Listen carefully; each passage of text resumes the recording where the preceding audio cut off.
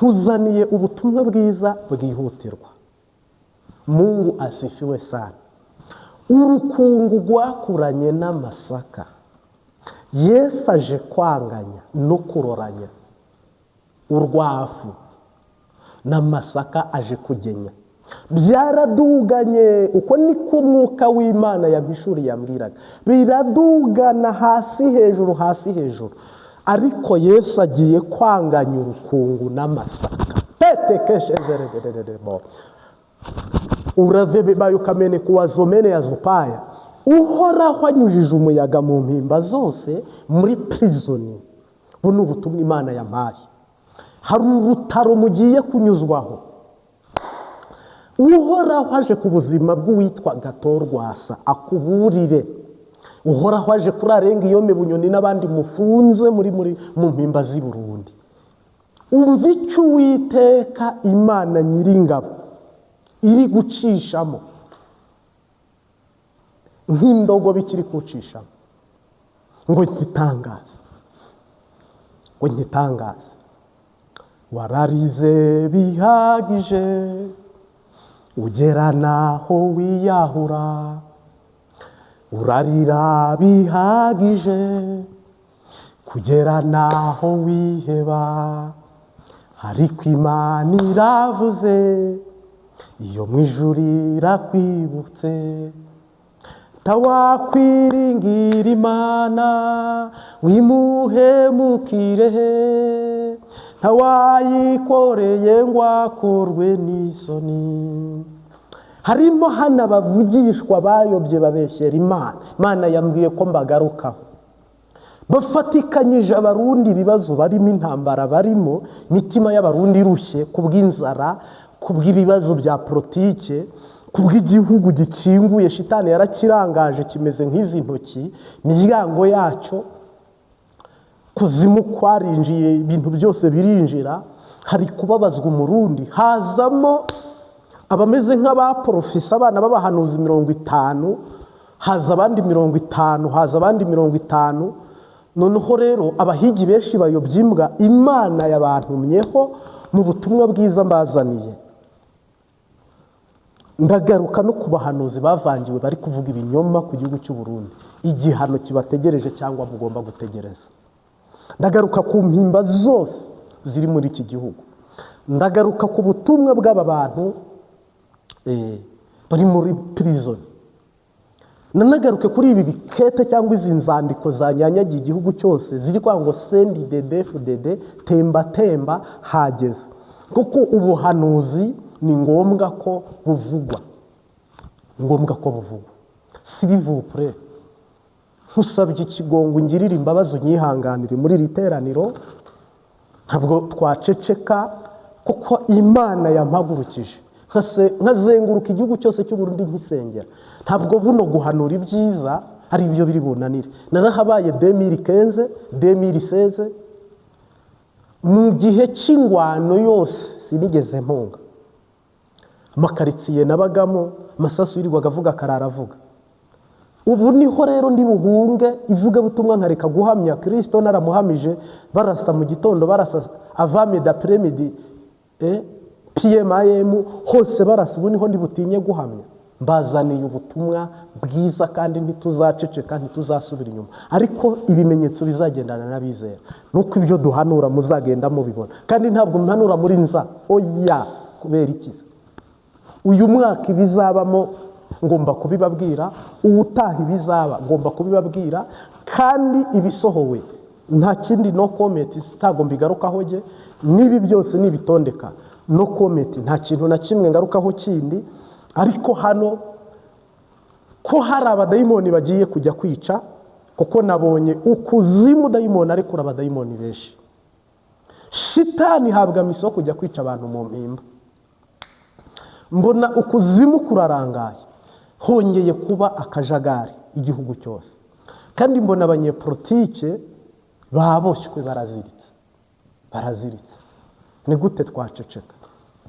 Ni gute twaceceka? Ntabwo turi buceceke rero, ahubwo turavuga. Kuko uwo tuvuga we ubwe yarihamije aranivuga amanywa na nijoro. Uratubabarira rero tukwiseguyeho aho wakumva udakunda ubuhanuzi utanabwemera, ariko hano turavuga ku bw'umwami wacu Yesu Kristo. Mu by'ukuri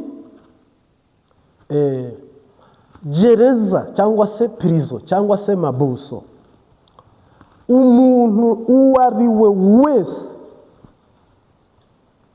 utuye Burundi, nushaka uba udafite ufunze, kuko twese turi abakandida. Narahafungiwe mu mpimba ya Musaga, yego bancometse imbunda mu gahanga, nawe ejo byakubaho ubu ndacyari, kandi jyewe ntabwo nigeze mbabwira ngo nimbabarira. Oya, navukiye kuvuga ubutumwa bwiza aho buzarangirira, ntacyo ngomba kurenzaho, ngomba kwemera gupfa. Ushaka kujya mu by'ubu bugingo no kwishyira mu by'uyu muhamagaro, ugitinya gereza, ugitinya urupfu, ugitinya ibitutsi, ugitinya guhamwa, oya, ni abaganza, ni abakomeye, ni inkota. Niki cyadutandukanya n'urukundo rwa Kristo? Ngira ngo rero ubu butumwa abari hanze y'igihugu mudufashe amasengesho, abari mu gihugu mudufashe amasengesho, ubundi tuguhaye ikaze mu izina ry'Umunyanazareti. Amen. Bwihutirwa, ubutumwa bwihutirwa ngarukaho. Umuntu wese uri mu mpimba, Gitega, Cibitoki n'ahandi hatandukanye, ariko ahari ku isonga naho. Ndagaruka ku butumwa bw'abanyororo cyangwa se ifungwa, abantu bari muri mabuso mu gihugu cy'u Burundi. Ndagaruka kwibi byandiko abantu bagiye bandika ku bipango by'abantu, ku bikorwa remezo bya leta. Izi nyandiko nari nabibabwiye ubushije, ndababwira ngo nimwitegurage kuba ibintu by'akajagari, kandi nabivuze muri uku kwezi turimo niho nabibabwiye nti mu k'umunani haratangira akajagari k'ubugesera, ndabwira ngo twiyirize ubusa dusenge. Icyo nacyo ndakigarukaho mu butumwa bwiza tugiye gutambutsa hano. Saba umurundi wese abe maso. Ikindi ngarukaho, ndagaruka ku bahanuzi babeshyera Imana ngo Imana yabatumye. Shuti yanjye, mbivuze izuba riva ku murango ku manywa. Umuntu ufata ibibazo abarundi bafite ukongeramo ibindi ubabeshya ngo Imana iragutumye, itagutumye, mu nyungu za views, mu nyungu zo kugira ngo hari umusitari. Nagira ngo nkubwire ngo uhoraho naza guhana no kwica azanye inkoni, uzakubitwa kimwe n'abicanyi aho uzaba uherereye hose, ube mu Rwanda, ube Burundi, ube hehe. Niba wigitirira izina ry'Imana ugahagarara ku mbuga ngurukanabumenyi ngo nabonye Marita avuga, ngo nanjye reka mvuge, ngo nabonye harimo amahera, ngo nanjye reka nkore, ukagenda utiratira ubuhanuzi, wegeranya upfundapfundikanya, wegeranya utuntu twose ngo ukunde ubone ibyo ushyikiriza abene igihugu. Abarundi bararushye, abarundi bafite ibibazo, abarundi bari mu ngwano y'ubukene, bari mu ngwano ya politike, bari mu ngwano y'ibibazo bitandukanye kuva hasi kugera hejuru. Nawe ugaca usukamo ibindi bituma imitima irara mu giti. Imitima, Yesaya yaravuze ngo umubwire abantu ibyururutsa umutima, ntabwo yababwiye ngo umubwire abantu ibihanika imitima mu bisenge by'amazu, abantu barare bahagaze ku mpamvu za Satani. Nagira ngo nkubwire rero wowe ukurikira Imbabazi TV 3, nanjye ubwanjye nkwiye kwigengesera. Bibiliya ivuga ngo uvuga wese agaragure karindwi ko ari Imana imutumye. None hano rero nabonye hari abantu, ntabwo ndi buvuga ibi binyamakuru, baza bakagendera ku buhanuzi, bumvise ku mbuga nkoranyambaga, bumvise duhanura, bumvise bivugwa, nawe akajya kubihanura ngo Imana iramutumye. Hazabona ishyano uvuga ngo iravuze itavuze. Hazabona ishyano uvuga ngo iravuze itavuze. Kandi mwabigize umuco. Nabonyemo abagore, mbonamo abakobwa, mbonamo abantu b'abagabo, mbonamo abantu b'abasore. Izi mbuga ngurukana bumenyi ni mutitonda. Harimo abantu ziza gukorera inkono ishyushye, ikibazo si ukurimbuka, ahubwo ukiri no mu isi urahabwa ibihano mu bandi bose. Kuko niba umuntu afite ibihamya by'uko Imana yamuhagurukije gutanga mesaje, burya Imana iyo uvuga ari Imana igutuma, ibimenyetso bizagendana n'abizera, ibihamya birabiranga. Ntabwo uwo uvuga abaho, nawe uvuga uriho, icyo muvuga kirahari, kameme ubwo n'ugitegereje n'ukibona arakibona mu ishusho mwakivuzemwo. Narababwiye ngo Imana irampagurukije. Ubu butumwa bunyura ku Mbabazi TV 3. Umuntu ubutera inkunga ni Mwuka Wera gusa, kandi ababwumva n'abayoborwa n'Umwuka w'Imana nanone, n'abafite mwemu yera wo kubasobanurira ibiri kuvugwa. Twarahanuye ngo Dawidi agiye kwima ingoma, abantu bose bahita bahaguruka ngo Dawidi Dawidi Dawidi. Bamwe bakajya bavuga ngo Dawidi ngo ni Bunyoni, ejo bagacya ngo Dawidi ngo ni Rwasa, ejo bugacya ngo Dawidi ngo ni Neva, ejo bugacya. Donc ukabona ko ibyo bintu, none nk'iyo uvuze ikintu, Imana ntihindagurika. Imana si uruvu, si akanyaruvu. Imana uko yari iri kera n'uyu munsi niko ikiri. S'il vous plaît, niba ukunda ubugingo bwawe, imanga ukuri kw'ijambo ry'Imana utarimbuka. Niba wikunda, imanga ubutumwa bwiza Yesu yashyize muri wowe, Imana izaguha umugisha.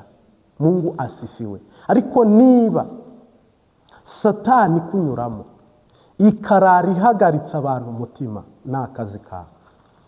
Abwirwa benshi akumva bene, kibwirwa ni icyumva, cyerekwa ni ikireba. Iyo ni imigani y'Ikirundi n'Ikinyarwanda.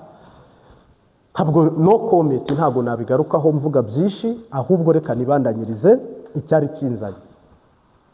Hari abantu bari mu mpimba bazira ubusa. Ndagaruka no kuri uyu mutama witwa Rwasa, Agathon Rwasa, nawe ndamugarukaho. Ni ukuvuga ngo abantu bari mu mpimba bari muri ibi byiciro bikurikira. Harimo abantu bafunze kubw'ibyaha bakoze, harimo abantu bafunze kubw'ubugome shitani yabakoreye, harimo n'abafunzwe kubw'umugambi w'Imana, harimo n'abafunzwe kubw'akarenganyo n'uburiganya bwa shitani. Shitani akakwicaza muri gereza, nta misiyo yindi kujyanyeyo. Abantu bakarwana n'akarorero, bamara kurwana ngo wari uhari, nawe ukagenda muri ibyo kuko utakiranuye, kuko wabibonye. Donc polisi yajya gupakira cyangwa inyamiramabi igapakirana. Harimo abantu bafunze rero, si ibyaha bakoze, nta na dosiye zabo ziri gukurikiranwa. Donc nawe ubwe ntazi icyo afungiye. Harimo n'abandi bafunzwe ku mpamvu za politiki.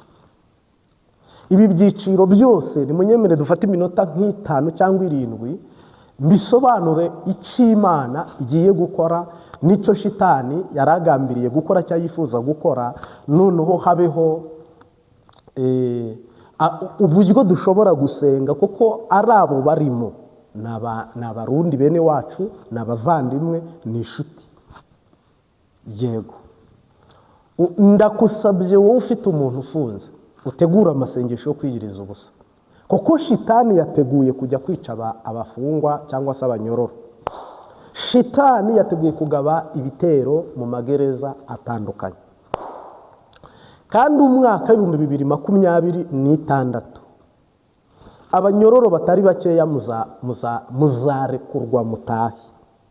Yenda hano ndahita nigengesera. Umwe arahita avuga ngo ni Neva uzabagirira ikigongwe, undi avuga ati ni Dawidi ugiye kwima ingoma uzabagirira ikigongwe, undi avuge ngo ese Imana izarangaza gereza twese dusohokere rimwe. Harimo abantu bagiye guhubuzwa muri gereza nk'uko Yosefu yahubujwe muri gereza, basohokere kubaka no kubandanya ibikorwa. Xi Jinping w'Ubushinwa yafunzwe inshuro 10, ariko ubu ni perezida w'ihanga rya miliyari irenga y'Abashinwa. Ngira ngo rero mu buryo bumwe n'ubundi muri iyi message, ufite umuntu afunze n'iyigiriza ubusa. Yesu yigeze asenga ariko umusaruro avuga ngo data iki gikombe kindengana. umutima urakunze ariko umubiri ufite intege nke. Harimo abantu bagomba kwicwa amasaha y'ijoro.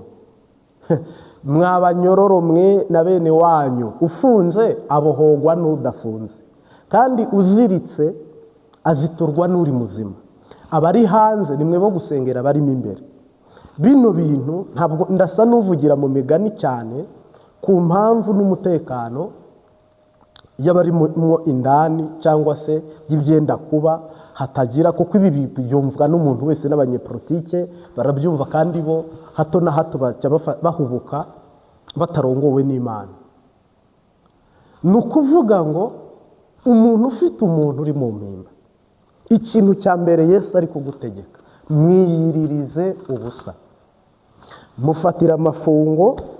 Nihaba hari n'umukozi Imana muziranye, niba wifuza kuzamubona ari muzima, mufatira amafungo.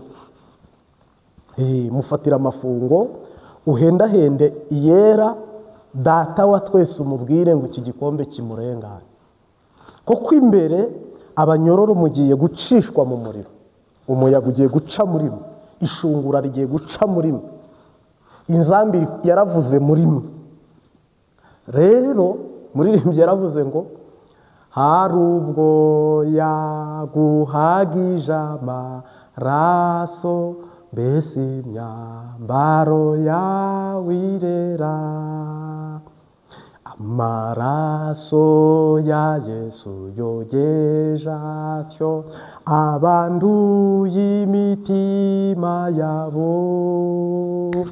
Ntimukererwa ahubwo mutebuke, mweze imitima yanyu neza. Bazatinya guhinguka imbere ye, bazahinduka ubwoba busa. N'ukwiyambura iyo myambaro mibi Yesu atwambikiye y'ubukwe. Ni ukuvuga ngo iminota ni mike cyane, ariko iki kiganiro tukiragije Imana Data n'Umwami wacu Yesu Kristo n'Umwuka Wera bagitangire banagisoze, kuko ni icyabo, ni ikiyago Yesu ari kugirana n'abantu be cyangwa n'umuntu we wumvira umwe muyera akamukurikiza. Amasengesho nimuyerekeze mu bafunze, wowe uri hanze uziruka, aka kajagari nigatangira Cyprus muzabona abantu bamwe bari mu mpimba bahura n'akaga n'ibibazo. Dayimoni zizinjira kwica, kandi zica bari babafitiye akamaro. Akarorero, ubu se wagize ngo umuntu wafata abantu bafungiye bya politike bose ukabica, igihugu muzaba mugihombeje, kuko igihugu cyabatanzeho menshi kibarihira amashuri n'icabwenge, n'abantu bakabaye bafasha igihugu, ariko bamwe ntibazize n'ibyaha, kuko n'ubundi bibaye ari guverinoma iri demokarasi iri gufunga abanyabyaha. Abantu bibi ubutare bari hehe? Bose bari mu mpimba. Abatuma igitoro kitinjira bari hehe? Bose bari mu mpimba. Abanyegeza ifumbire mvaruganda bose bari mu mpimba. Wafunga rero, ngira ngo wafunga ntihabura miliyoni y'abanyepolitiki ushyira mu mpimba, ariko kuko mwese mukora ibyaha, hakaba hari abafunzwe ku mpamvu naka, abandi ku mpamvu naka, mwese uhoraho abababarire mwakoze ibyaha, ntimwashyikira ubwiza bw'Imana. Rero abari mu mpimba ntibakwiye gupfa bazira ibyaha, namwe muri hanze muri kubikora. Birababaje kuba buno ngewe nafata umusambanyi nkamutera amabuye, kandi nanjye ndi umusambanyi. Niyo mpamvu Yesu yaciye urubanza aravuga ngo iyi maraya utarasambanye muri mwe nayitera ibuye. Harimo abagabo bayisambanyaga bose ngo basubira inyuma, ari kwandika hasi yubuye amaso asanga indaya iri yonyine. Uyu munsi wa none rero abo mufunze mwasangiye ibyaha, itunga ry'igihugu mwararinyereje, amabizinesi amwe namwe mwarayakinanye, ubugome bumwe na bumwe mwarabusangiye, ubukire murabusangira. Saro kwire yo kwa naka niyo kwa naka zigasa, mubyarirana abana mu mabatisimu, musangira imivinyo yo mu Bufaransa, na marikeri n'ibindi. Uyu munsi wa none rero niba umunyabyaha ari kubamba undi, igisambo kikabamba ikindi, indaya ikabamba iyindi, oya, twese turi abanyabyaha. Ikintu Imana izanye mu gihugu ni umwuka w'imbabazi. Niyo mpamvu marayika ari gushaka gushyiraho umutaka n'ihema ryatuma abantu baticwa ku bw'abadayimoni. Niyo mpamvu rero niba harimo abantu bafunze, harimo abantu dayimoni yatagitinze muri kamera sinayipa z'ikuzimu kugira ngo zibice rugikubita.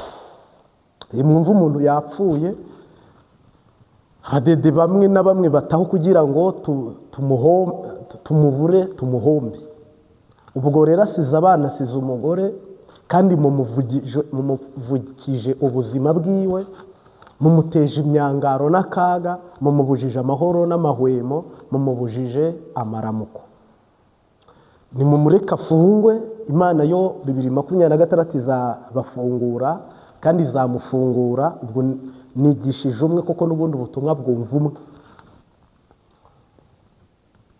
N'ubu harimo abazataha muri uyu mwaka, ariko nta muntu n'umwe Imana yaremeye kwicwa. Harimo abantu rero cyane Gitega, cyane mu Cibitoki, cyane Ngozi, ndetse n'Ibururi n'Imwaro. Aya maprizo yose n'ayandi ntavuze, ndetse n'umunyururu uzagirirwa ubuntu bwo kumva ubu butumwa. Ni ukuri ufata amasengesho y'iminsi 2 utajya utanywa 5, n'ubundi ntacyo wajyaga. Niba unajya urya nabi uraboshye. Fata iminsi 2, marayika dome ko ikimenyetso, ubundi utegereze marayika nanone uje kukubohora. Ubuhanuzi bwo gutaha Imana yarabutambukije, ariko buno mugiye kunyuzwa mu muriro kugira ngo hagire abavamo batahe bajye kubaka. Na Yosefu yarafunzwe 1 day, umunsi umugereraho arasohoka, kandi asohokera kuba pro minister. Ngira ngo rero ntabwo yagufunze kubw'umujinya w'abadayimoni na shitani iri kumukoresha. Harimo abantu bafunzwe bari mu ishuri Imana ibashyizemo, harimo n'abafunzwe bazira ibyaha, harimo n'abafunzwe hari shitani bafunze. Mwebwe mwese ubutumwa nguhaye, niba hari ibyaha umutima wawe ubushinja, byihane. Ucyumva ubu butumwa, byihane, wakire Yesu Kristo nk'umwami n'umukiza. Aho muherereye nta gereza n'imwe itarimo umukozi w'Imana. Natwe turi hanze turasunika amasengesho. Noneho ndabona iminota iri kusiga, reka nihute ku kindi, ariko n'iki ndakigarukaho. Narababwiye ngo hagiye kuba akajagari. Buno mu ntara irenze 1, 2, 3, 4, 5 hagaragaye ibikete n'ibyandiko bivuga ngo temba temba hageze CNDD FDD. Ibyo byandikwa ku bibuga by'imipira, ku bipangu binini, ahantu hazwi. Noneho n'Igitega aho perezida avuka, Evariste General Major Ndayishimiye. Narababwiye ngo igihugu hari abantu binjijemo impoho, izo nizije kwica, mwebwe muri kujya mukanga gusenga. Igihugu hari abantu bamaze kucinjiramo, intumwa za shitani zakigezemo, kandi twebwe turi kurwana intambara yo kugira ngo ibintu birushirizeho kuba byiza cyane. Mungu asi. Noneho Yesu we ngarutse gato yabwiye abantu ngo nzabatungura nk'umusuma. Abantu baguwe giturumbuka no kurangara, ntibabe maso ngo bamenye ibyenda kuba nibizaba, kubera icyo abantu barangaye uko kuntu. Igihugu cyose rero kirimo abantu bari gukwirakwiza inzandiko, harimo ayo masasa ari kwinjira, harimo abantu babi bari kwinjira. Ibyo bintu byose ni biri mu gihugu. Noneho rero niyo mpamvu nababwiye, kandi binabivuze bitaraba, kandi jewe aba bantu nibi bintu imbere y'ishobora byose sinjya afata Bibiliya hano harahira. Ndi umuntu mukuru. Ibyo bintu harimo abantu hano dufite bazara abakotreta, ibintu byose ngo watubwiye mu kwa 8 ikintu cy'ikinyoma uzagarure video, umbwira uti video y'itariki iyi niyi wavuze ibi, uvuga ko ari Imana ikubwiye. none turabona ikinyuranyo cyabyo cyangwa si byo. Ibyo bintu nagaruka kuri kamera nkabisubiramo nkabihamya nkavuga inti yego koko natsinzwe. Ariko twibandanyirize na Yesu arabemera ko ataragaruka mu isi cyangwa ko atanabayeho, nabo barahari badukurikira. Hari n'abarozi badukurikira n'abapfumu n'abaki bose, harimo n'abakristo n'abantu beza badukurikira bashyigikiye umurimo w'Imana n'ijambo ry'Imana. Donc rero mboneyeho no kugushimira wowe nshuti nziza uhitamo ubutumwa bwiza, ukande subscribe, like na share ku Mbabazi TV gatatu, ujye ubasha gukurikira ubutumwa bwiza mu buryo bukoroheye. Ndagaruka rero nkubwira ngo hano shitani yamaze gucukura ibyobo, shitani yamaze gutegura inyamaswa zo kurya abantu, ibyobo byo kujugunywamo, byo kujugunyamo abantu. Dayimoni yamaze gutegura abantu bagomba guhunga. Dayimoni yamaze gutegura ibintu by'akajagari n'akavuyo mu gihugu. Ni gute rero wambwira ngo uhawe amakuru n'ijuru ntacyo ubikozeho? Bababwiye ngo mugabe ntimuryame umukondora zosi, perezida akabwira abantu ibyo bintu ukumva ni ibisanzwe biri aho, ntacyo bivuze, nta n'icyo bimaze. Usenga ntasenga, uririmba ntaririmba. Saha izi ngizi umunyepolitiki uri Burundi nta bitotsi ashobora kubona, nta tiro, kubera ko bugarijwe n'ikintu cy'ubwoba ariko batari gusobanukirwa. Bafise ingorane ihambaye ariko badashobora kuvamo cyangwa kujoyoninga cyangwa babastinge mu buryo bumwe cyangwa ubundi. Ni ikintu shitani amaze kubaka kandi aribo yacyubakishije. Sahizi kigeza ahantu kitagishoboka ko gihagarara ngo bakibonemo inyungu cyangwa umusaruro. Bo bari kubona ko ingoma irangiye. Ababibona ni bande? Ni abantu bamaze kumva ubuhanuzi, bamaze gusobanukirwa iby'Imana, kandi n'abanyepolitiki. Kuko indaya yitwa Rahabu yaravuze ngo nzi neza ko iki gihugu Imana igiye kukibagabiza muzagifata. Ese koko nge nimbahisha muzamuhe mugabane? Iyi ni indaya yabivugaga, yagize ihishurirwa n'iyerekwa. Hano harimo abantu bafite amakuru ABCD kuhoraho agiye kuza muri iki gihugu agahagarika umwuka w'ubuheti n'uw'abahizi. Kandi ibyo ntibikorwe kubw'ubushobozi bwanaka cyangwa bwanaka, Imana yo ukayibona ari ibyikoreye. Ariko ibyo byose muri bigihe Imana yabitangiriye haciyemo igihe kirekire. Imana yarabanje irakupa inzira zose, ntimwashyira hamwe. Gisoda ntikigeze gishyira hamwe, igipolisi nticyashyira hamwe, bodi minisitiri cyangwa se bodi perezidanse ntiyashyira hamwe, abashinga amateka ntibashyira hamwe. Kugeza ubu igihugu kirakinguye, ufise imbaraga niwe ufise ijambo. Ubwo nimbaye ahaga kuko avuga ari kijyana, abo yambuye ni benshi, abo yariye ni benshi. Mwumvise abari kurira yarondereraga amapasiporo, mwumvise abari kurira yariye amatongo, mwumvise undi mumamurira yariye $5,000. kandi uyu ni apoteri, ni apoteri.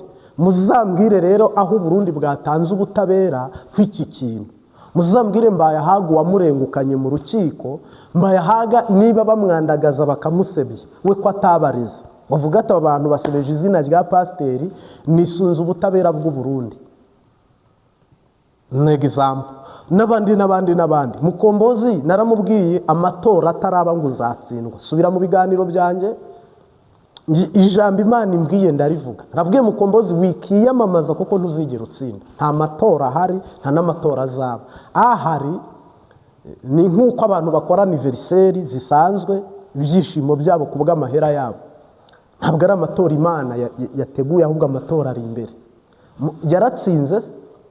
Narabwiye ngo Rwasa ibi bizamubaho bimeze uko. Hari ubwo uri kumubona muri politiki yumviye umwuka w'Imana akuramo ake karenge, aritsimba, arihisha. Ntiyihishe kundi, ariko yarahunze. Ahunga politiki, ahunga ibyo bintu byose by'abadede nabo bamushyira ku ruhande, ariko iyo yibeshya buno nawe akaba ameze uko, amahirwe nayo gufungwa, ariko amahirwe yandi nayo kwicwa cyangwa ugapfa. None rero umwe yaciye umugani aravuga ngo byabuze biruta byagaze. Byabuze biruta byagaze. Kugira ngo umuntu yicwe ni mu mufungo afazari. Uyu Rwasa rero Mutama nkubarire, ufata amasengesho wiyiriza ubusa n'abagukunda bakwiyiririza ubusa n'umuryango wawe, kuko ushigaje ikigeragezo kimwe ugiye kunyuramo muri uyu mwaka turimo. Ubutaha uhoraho azagushyira kuri nivo akubakisha ibyo agomba kukubakisha, ariko nutambika ibirenge, ugatambika ibirenge, ntumbaze n'umuryango wawe ntimumbaze, kuko buno Burundi 2026 muzagendana n'Imana intambwe ku yindi, sapurusa, uyoba gatoya igukocora, uyoba gato ikuvuna. Ntabwo Burundi buzongera kuba mu marira, jamais la jamais. Igihe Burundi bwaririye kirahagije, igihe Burundi bwababariye kirahagije. Buno mbisubiyemo umutima wanjye wose, ku manywa nimero ziriho. Igihe bwaririye Imana yagishyizeho iherezo mu buryo bw'umwuka, bigiye gusohora mu buryo bw'umubiri. Kigiye kuba igihugu cyifashe, kiba igihugu gishoboye, kiba igihugu gifite inkomezi, kiba igihugu giteye imbere, kiba igihugu cyiyubatse, kiba igihugu cyifuzwa. Rero Mutama, gereza iri kuguhiga, urupfu rukaguhiga. Ntabwo bashizwe, nta nubwo banyuzwe. Habaho inkubiri yo gusenya imigambwe yasaga n'ikomeye, urabisimbuka. Habaho inkubiri yo kugucecekesha ngo utavuga, urabisimbuka. N'ubu imbere hari indi nkubiri igutegereje yo kukustress. Harimo abantu badakunda Rwasa, ibyo n'uburenganzira bwawe. Harimo abadakunda imbohe ziri muri gereza, ibyo n'uburenganzira bwawe. Harimo abadakunda neza, ibyo n'uburenganzira bwawe. Harimo abadakunda u Rwanda, ibyo n'uburenganzira bwawe. Harimo abadakunda Burundi, ibyo n'uburenganzira bwawe. Hano ngewe ubutumwa message ndi gutambutsa ni y'Imana. Message y'Imana rero no comment. Uyifata uko yumva, ukayishima uko ubishaka, ukayivuga uko uyigomba mu burenganzira bwawe. Ariko natwe icyo dutangaza, turi intumwa. Turi intumwa ya Kristo. Kandi ibyo dutuma nibyo dushyikiriza. Rero ibyo dushyikiriza si ibyiyumviro byanjye, ahubwo ni ibyumviro by'Imana. Uyu Mutama yarakunzwe cyane cyane cyane, ndetse n'undi witwa Rengiyome Bunyoni yarakundwa cyane. Imiryango y'aba bantu n'aba bantu mbivuze bitaraba, kandi nge ntawe ndi gutirishaho cyangwa gukoperaho ngo nkunde mbivuga, ariko hari abandi nzi batirisha bakanakopera. Ari nabo bantu navuze. Imbwa yiganye nka kunyamurugo, shimbwa yaboneye ku mugezi. Nje nkugiriye inama, hano hari inkuru nziza zo gusesengura politike y'ibiyaga bigaruka, buzi kubivuga neza, nabyo birahembutire witeranya n'Imana. Hari ukubwiriza neza ijambo ry'Imana ukaryubaka neza mu mitima y'abantu, ugayobogwa n'umwuka, ukavugana n'umwuka, utiriwe witeranya n'abantu b'Imana. Ubwo ndi kubwira babahanuzi bayobye ku bwa views, bayobye ku bw'amafaranga, bakayoba ku bwa amadolari YouTube ihemba. Kandi ugasanga nta n'amadolari rega i Burundi, nta madisi abayo. Views z'i Burundi ntizihemberwa, views zo mu Rwanda ntizihemberwa. Views zihemberwa nizo mu Bugande, nizo muri Kenya, n'iza Tanzania. Izo zo afazara. Ariko nanone ngira ngo ubutumwa bwiza wabuvuze neza, Imana izaguhemba kuruta ibyo byose. Kandi nta muntu n'umwe Imana idahingabirano n'impano ye. Iyo unyura mu mpano yawe wagateye imbere, ariko wanyuze mu mpano y'abandi warayobye. Rero sorry, ni ukuvuga rero abantu batari gusenga, abantu batari kwiyiriza ubusa, abantu batasenze, imbere nta masengesho ahari. imbere nta masengesho ahari. Buno hari abantu bahebye akazi barasenga, abandi bataha ku mugoroba bagasenga bagenda n'amaguru, hari abandi barushye batagifite ubuzima buhora buhindagurika bumeze nk'imihango y'abakobwa kubera nyine igihugu gipanze uko nyine gipanze. Nagira ngo nkubwire ngo nta joro ridacya, nta mvura idahita, nta kure cyane Imana itageza umuntu, nta kure cyane Imana itakura umuntu. Buno mugiye kubona ubuntu bw'Imana bubashyikira. Cinaragwana ribarikiwe. Haleluya, haleluya, haleluya. Buno tuvugana rero niyi ntambwe dufashe kugira ngo dutangaze ubwo butumwa bwiza. Biragufasha iki? Sengera umuntu uri mabuso, sengera uri hanze, sengera igihugu, takambira Imana igihugu. Erega Imana ni inyembabazi. None se bose baracumuye? Urihenze cyane. Bose se ni abanyabyaha? Urihenze cyane. Hari ibihumbi 7 bitapfukamiye Bayali, hari amajana n'amajana babatakambira Imana bahora mu masengesho. Abo bantu bose bagize ngo Yesu aje kubarimbura. Umugambi w'Imana ni ngombwa kuranguruka, ni na ngombwa ko ukora, ariko ntabwo ibintu byose nanone bigiye kugwa mu maboko y'umwanzi ari we Sekibi. Oya. Niyo mpamvu rero buno urukungu cyangwa se urwavu rwakuranye n'amasaka Yesu agiye kubyanganya no kubiroranya, abitondeke abiha umurongo, abitondeke abiha umurongo. Ibi bintu ndi kukubwira agenda iseriye, kandi ibi ndi kuvuga ni ubutumwa bwiza bwamamaza ubwami bw'Imana.